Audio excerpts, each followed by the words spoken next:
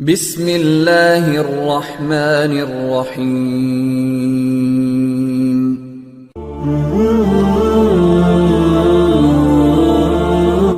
اس میں کوئی شک نہیں کہ وطن عزیز ہندوستان کو تن کے گورے من کے کالے انگریز ظالم کے مظالم اور ان کے ناحق قبضہ و اقتدار سے نجات دلانے کے لیے مسلمانان ہند نے دیگر اقوام ہند کے ساتھ کاندھے سے کاندھا ملا کر جنگ آزادی لڑی اور ملک کے لیے اپنی جان و مال سب کچھ قربان کر دیا، جس کی بدولت ہی 15 اگست سن 1947 عیسوی کی صبح کو ہمارا ہندوستان انگریزی استعمار سے آزاد ہوا۔ انہی میں میدان کارزار کے ایک عظیم مرد مجاہد، بہادر سپاہی، نڈر جنرل اور نامور ہیرو ہیں جن کو دنیا شیر میسور ٹیپو سلطان کے نام سے جانتی ہے۔ سامعین اکرام، دکن فرما روا حیدر علی اور ان کے صاحبزادے ٹیپو سلطان کے ذکر کے بغیر جنگ آزادی کی تاریخ ادھوری ہوگی، جو مستقل انگریزوں کے لیے چیلنج بنے رہے۔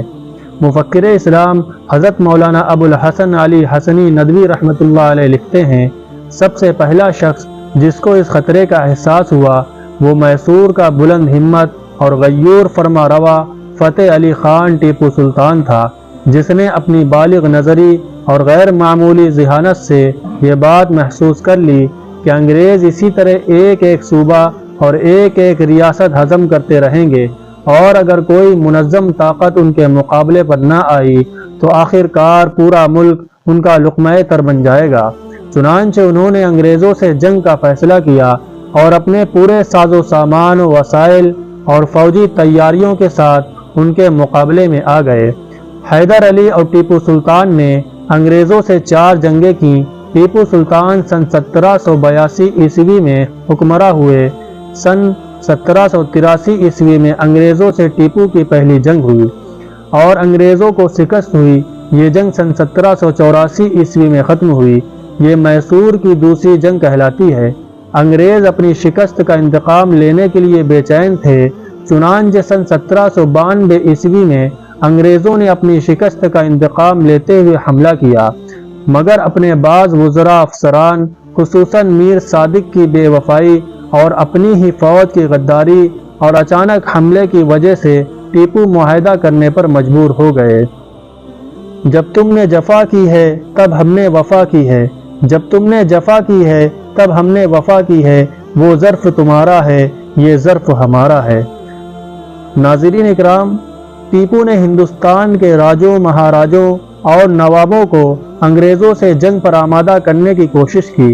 اس مقصد سے انہوں نے سلطان ترک، سلیم عثمانی، دوسرے مسلمان بادشاہوں اور ہندوستان کے امراء اور نوابوں سے خط و کتابت کی اور زندگی بھر انگریزوں سے سخت مارکہ آرائی میں مشغول رہے۔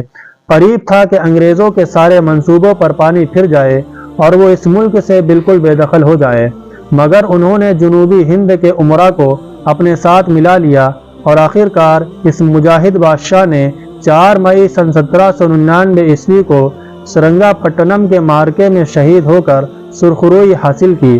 انہوں نے انگریزوں کی غلامی اور اسیری اور ان کے رحم و کرم پر زندہ رہنے پر موت کو ترجیح دی۔ ان کا مشہور تاریخی مقولہ ہے کہ شیر کی 1 دن کی زندگی گیدڑ کی 100 سالہ زندگی سے بہتر ہے۔ جب جنرل ہارس کو سلطان کی شہادت کی خبر ملی تو اس نے ان کی ناش پر کھڑے ہو کر یہ الفاظ کہے کہ آج سے ہندوستان ہمارا ہے۔